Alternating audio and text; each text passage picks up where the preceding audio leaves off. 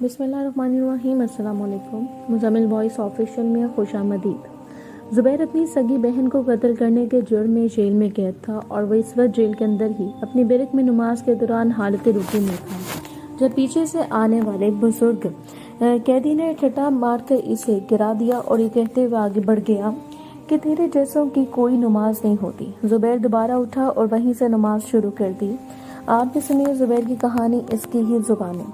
मेरा नाम ज़ुबैर है। मैं पाकिस्तान पंजाब में कबीर वाले का रिहायशी हूँ और मैंने अपनी सगी बहन को कत्ल कर दिया था। मेरी बहन बदकिरदार नहीं थी। अपनी बहन को कत्ल करने से पहले मेरी सोच भी आप लोगों की सोच की तरह थी कि भाई के हाथों कत्ल होने वाली हर बहन बदकिरदार होती है, मगर अपनी बहन की जान लेते वक्त मुझे एहसास हुआ था कि ज़रूरी नहीं कि भाई के हाथों मरने वाली हर बहन बदकिरदार हो।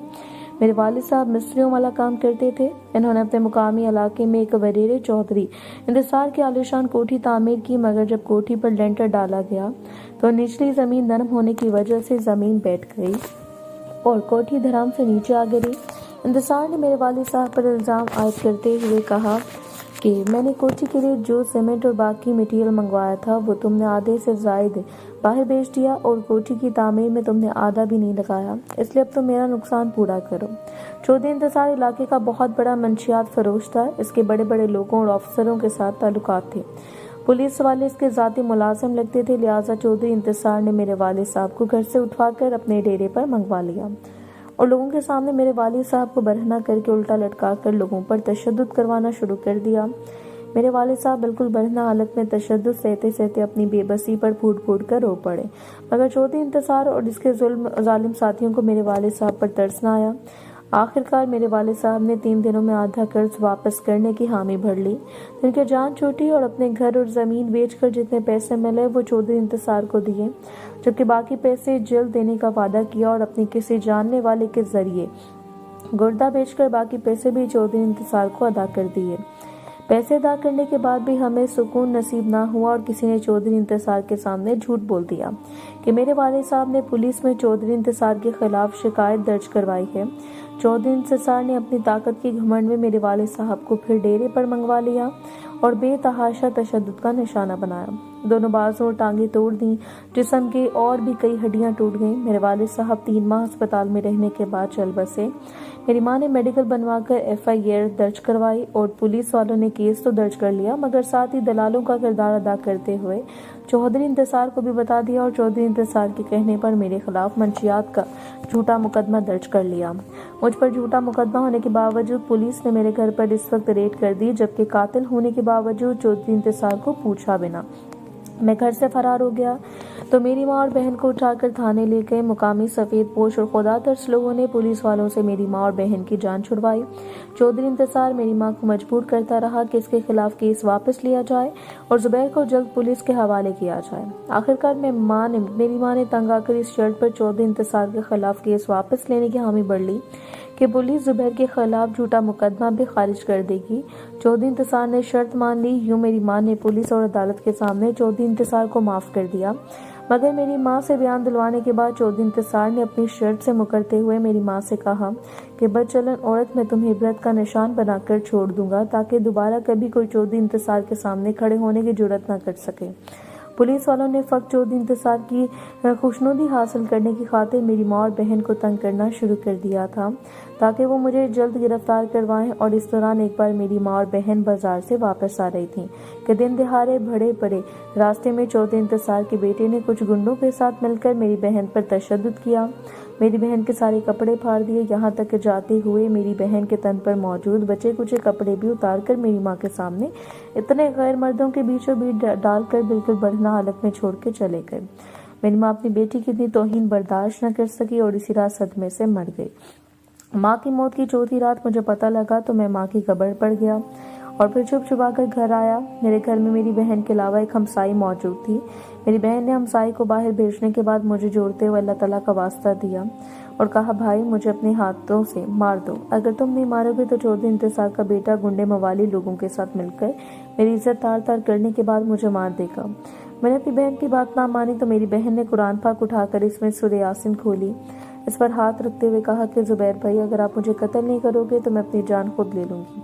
मगर खुदकुशी हराम है तो तुम चाहो कि तुम्हारी माँ और बहन जिन्होंने इस दुनिया में अजाब सहा है वो अगली दुनिया में भी हालत अजाब में रहें। अपनी बहन की बात सुनकर मैंने बहन को सीने से लगाया, इसे तसल्ली दी, मगर मेरी बहन ने बात ना मानी। मुझे भी यकीन था कि मैं अपनी बहन की ज़िंदगी और इज्जत का दिफा नहीं कर सकूंगा, लिहाजा मैंने कुछ सोचते हुए फैसला किया और अपने हाथों से अपनी बहन को कत्ल कर दिया। बहन को कत्ल करने के बाद मैं फरार हो गया और 14 दिन इंतजार और इसके बेटे की खोज में रहने लगा, जबकि दूसरी तरफ पुलिस ने मेरे खिलाफ बहन को कत्ल करने का मुकदमा भी दर्ज कर लिया। एक रात मुझे 14 दिन इंतजार की मुखबरी हुई। मैंने इसे कत्ल करने का इरादा बनाया, इंतजाम मुकम्मल किया, मगर न जाने कैसे पुलिस को मेरी भी खबर मिल गई और पुलिस ने मुझे गिरफ्तार कर लिया। पुलिस ने 14 दिन इंतजार के कहने पर मुझे सर्दियों की रातों में बंधना करके बाहर खड़ा कर दिया। मेरे साथ जानवरों से बदतर सलूक किया। आखिरकार अदालत ने मुझे वंशात के केस में बरी कर दिया, जबकि बहन को कत्ल करने के केस में उम्र कैद की सजा सुना दी। जेल में लोग मुझसे इसलिए मुतनफर हैं, कहते हैं कि मेरी बहन बदचलन थी इसलिए मैंने मार दिया। हालांकि मुआशरे की हकीकत यह है कि बदचलन बहन जब तक खुद न चाहे इसके भाई या बाप जेल में नहीं आया करता। ये लोग ना मेरे साथ मिलकर खाते हैं, ना मुझे मस्जिद में नमाज पढ़ने देते हैं, ना ही अपने बराबर सोने देते हैं। मैं यहाँ जूतों वाली जगह पर सोता हूँ, यहाँ मुनासिब जगह देखकर नमाज पढ़ लेता हूँ।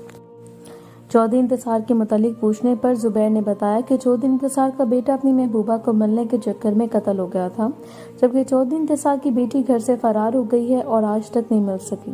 14 इंतजार खुद नाबीना हो चुका है और इसकी बीवी ने इसके दस्तखत वगैरह लेकर सारी जमीन अपने भाइयों के नाम करवा दी है और 14 इंतजार एक फलाही इदारे में चला गया जहाँ इसे 2 वक्त की रोटी मिल जाती है।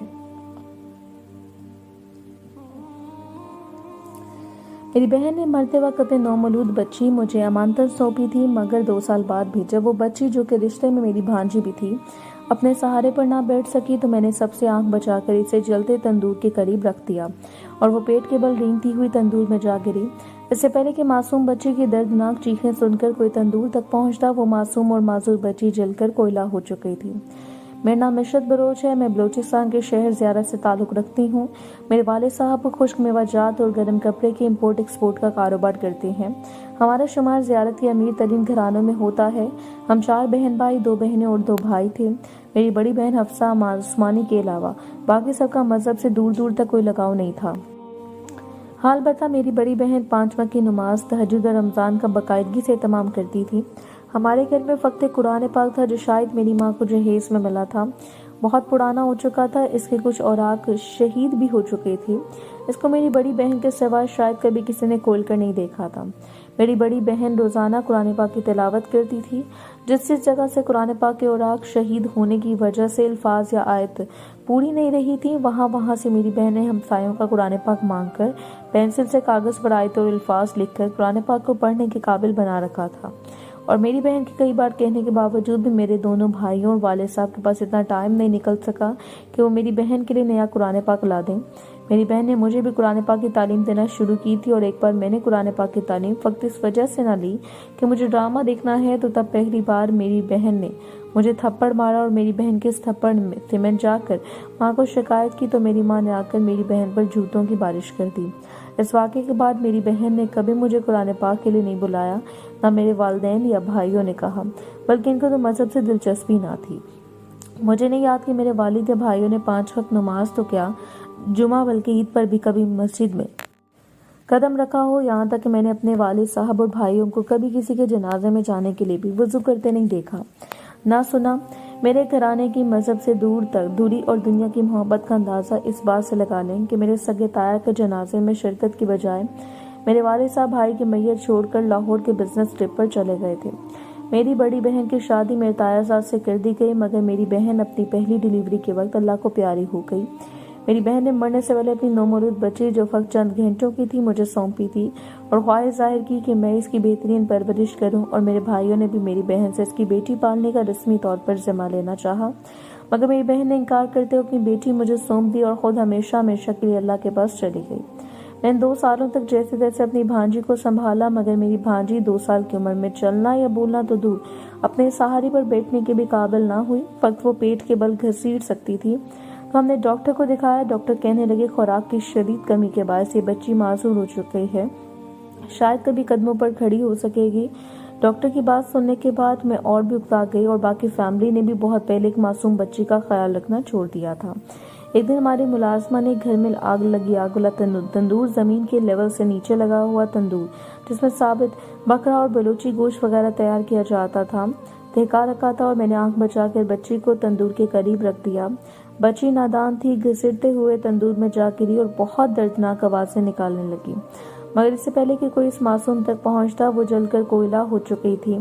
یوں میں نے اپنی سگی بھانجی کی جان لے کر قاتلانہ حملے کے ساتھ ساتھ اسے امانت میں بددیانتی بھی کر کے خیر کچھ وقت بعد میری شادی ہو گئی، اور میری شادی کے بعد میری دونوں بھائیوں کی بھی شادی ہو گئی۔ میرے بھائیوں کی شادی کے بعد میرے والدین کے ایک دھماکے میں شہید ہو گئے۔ والدین کی موت کے وقت میری شادی کو 4 سال گزر چکے تھے، مگر میرے ہاں کوئی اولاد نہیں ہو رہی تھی۔ 5 سال تک جب میں کسی اولاد کو جنم نہ دے سکی تو مجھے بانجھ قرار دے کر طلاق دے دی گئی۔ میں بھائیوں کی دہلیز پر آ بیٹھی، مگر بھائیوں نے میرے پاؤں ٹکنے نہ دیے۔ کبھی ایک بھائی کے گھر جاتی تو کبھی دوسرے کی دہلیز پر۔